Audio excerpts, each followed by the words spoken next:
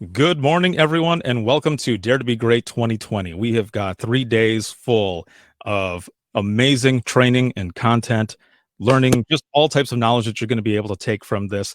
And we apologize for the delay. I mean, and there's still people registering. There are 1,559 people who have registered for this session. So you might have literally broke the internet as we're trying to get everything started here. But thank you so much. We're going to be eating into the next session just a little bit, and this is going to be good. Again, we are all very excited.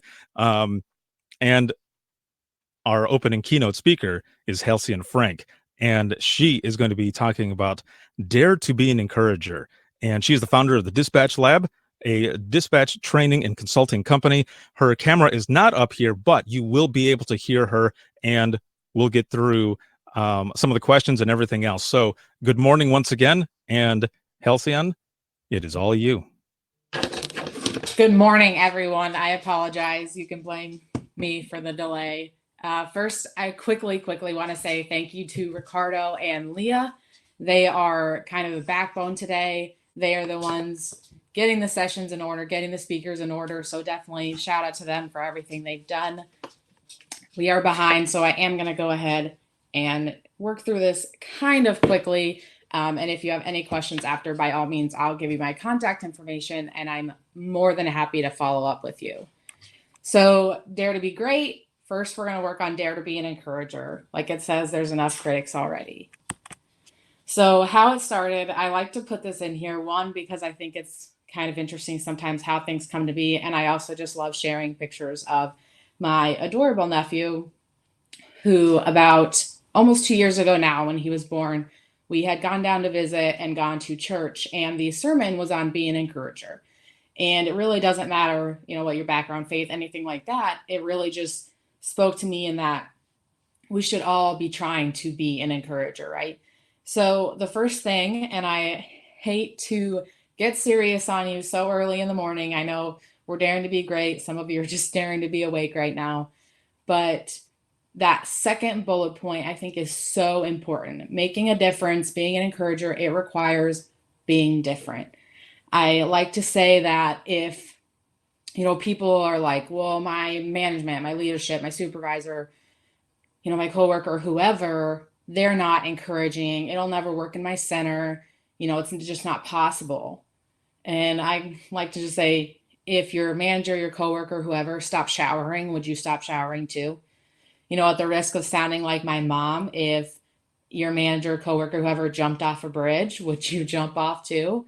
It really requires you to put forth the effort and dare to be different and make that change. And I think you'd actually be surprised how much you can kind of influence other people and make a shift in your center just when you decide to take that chance. So that's kind of where it came from. The bottom one is just kind of a reminder, like every day, just, giving yourself, get the boldness to be an encourager. So what is encouragement? It is simply the act of giving someone support, confidence, or hope. Encouragement comes in so many forms, as we'll work through. So it really can be just about anything, depending on who you are, who the person is, kind of what your language is, what their language is, anything like that. And this is really important. Encouraging workplaces aren't accidental. So it really is about, putting in that effort and doing what you need to do to make those changes. So the why, and again, I apologize, I'm going through this pretty quickly, but this is what it's for. This is what it's about. When you're doing this for other people, you're building trust. They're going to trust you more when they know that you're there and you're supporting them and cheering them on.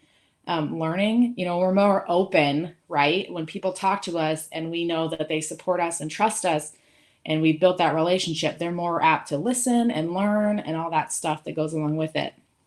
Motivation, just for today, the amount of support I've gotten, it just motivates me to do well for you guys. One, because this is for you, but as well because everybody's telling me, you're going to do great. So in any instance where people are really cheering you on, it does motivate you to go out there and kill it and do what you need to do. And efficiency.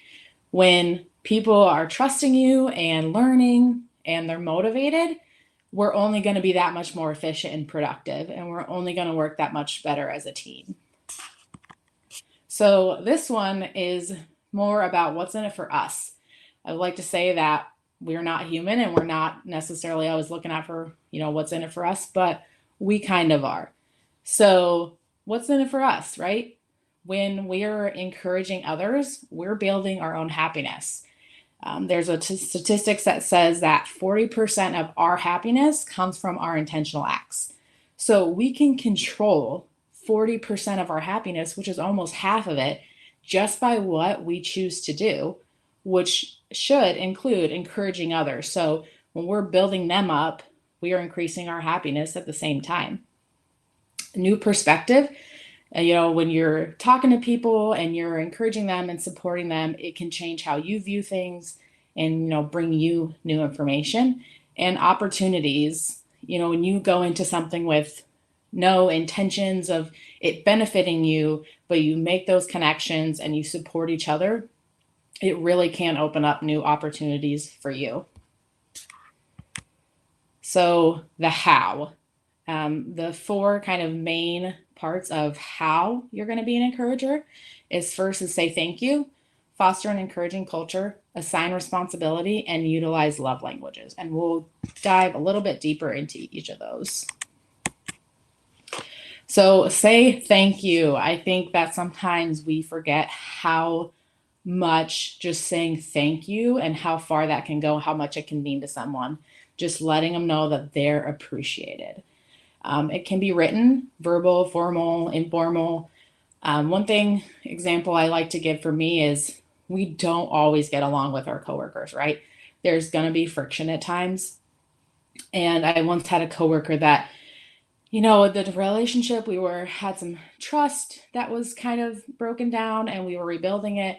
And it was really hard for me to communicate to them in an encouraging way verbally.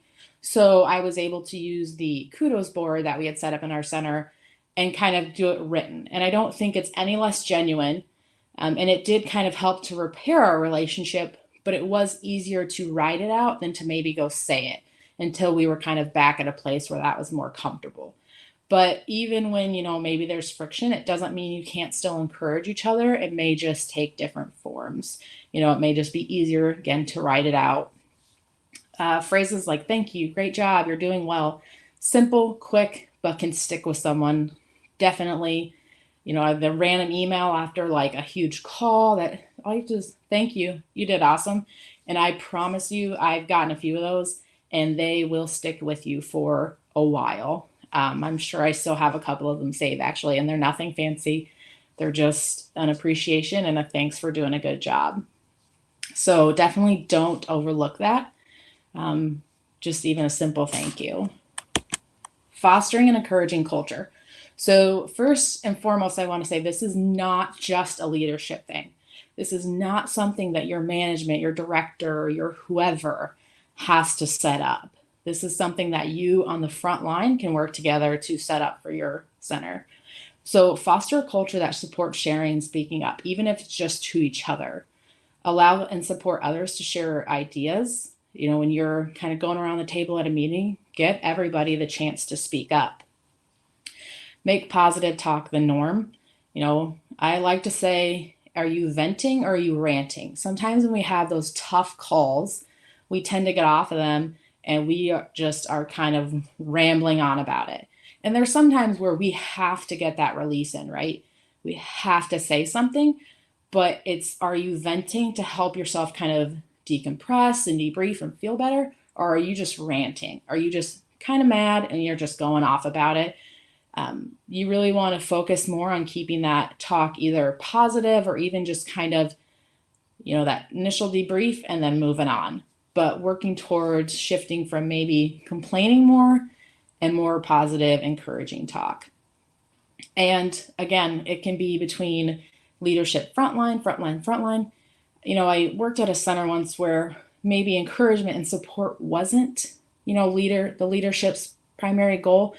But when I went to work on my shift, we kind of created this subculture. I'm not sure if that's the right term, but where when we were working together, me and my two coworkers, we knew that we could rely on each other, and we knew that we were going to support and be encouraging. So even if maybe from the top down, it's not something that's coming, it's definitely still something that's in your control. So assign responsibility. And I think this is one that maybe isn't, the kind of like when you think of encouragement, you're like, how would be giving people responsibility, encouraging them? And it's really about empowering them. People can grow or stay comfortable based on your expectations. When you up your expectations and encourage them to reach those, you're encouraging them to grow and kind of break out of the norm. Ask for and welcome feedback. We all can do better, no matter what stage we're in, no matter if we've been there 5 minutes or 25 years. So always be welcome to getting that feedback and giving it and sharing with each other as a form of encouragement. So delegate tasks to help employees take more ownership and feel encouraged. I just started Adam Timm's new book, People Driven Leadership. If you haven't gotten, I highly recommend it. I'm not getting paid to say this, but we can talk about that if you're watching, Adam. I'm just kidding. But I love the story in there. I think it's Polk County that they talked about.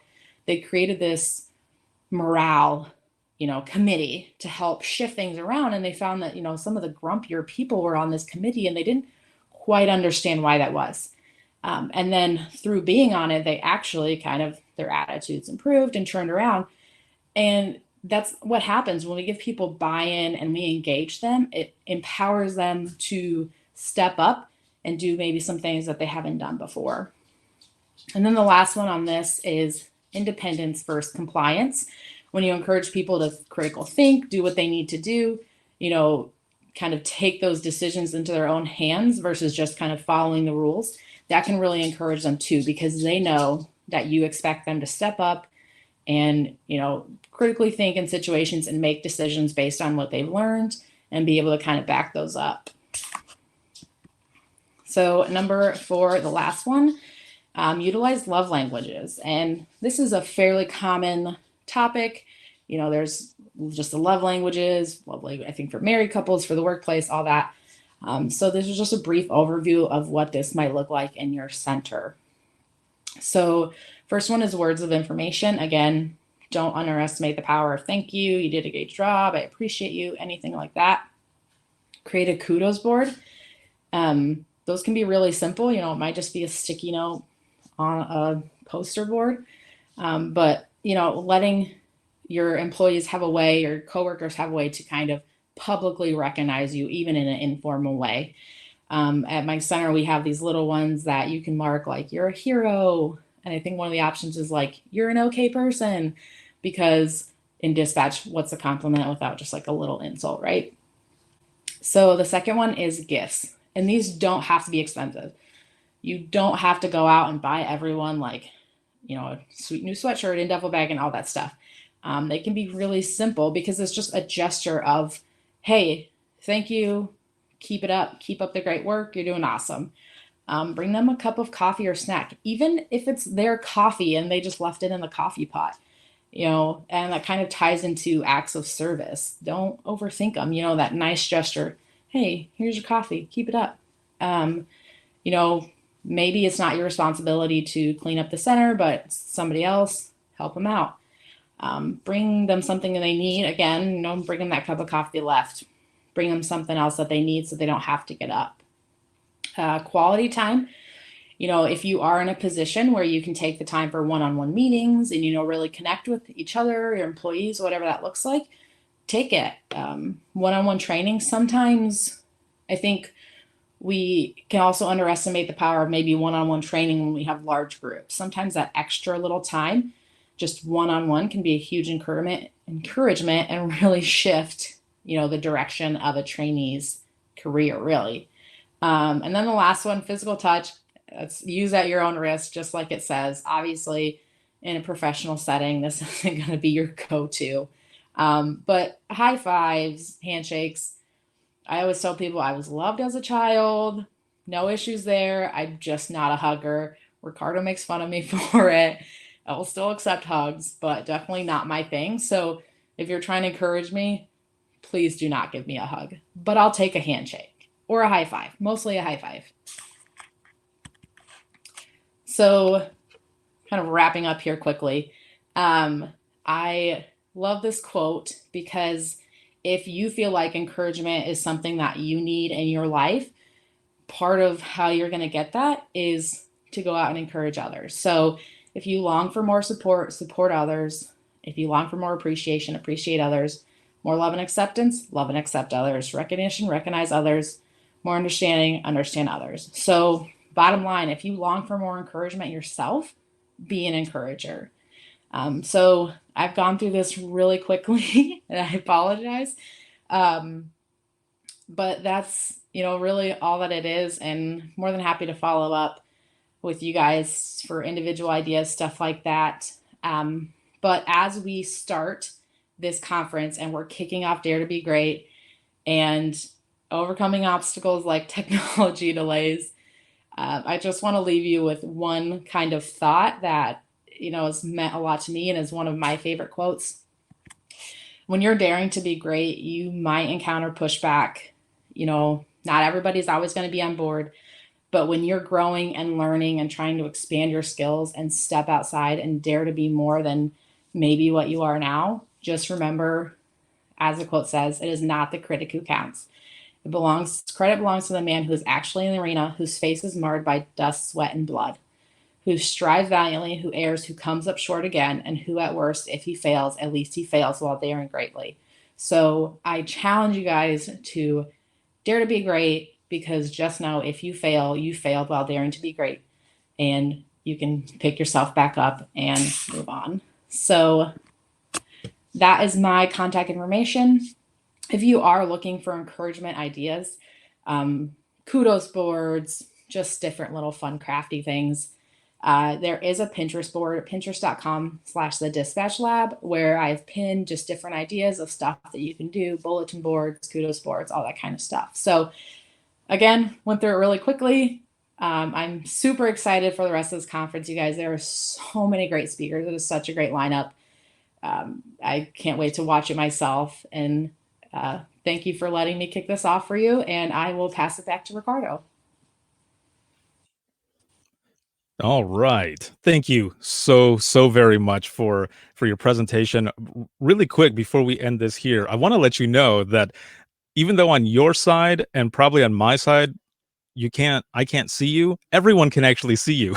Perfect. Yeah, so it ended up working out just fine. So really all I needed to do was refresh my browser.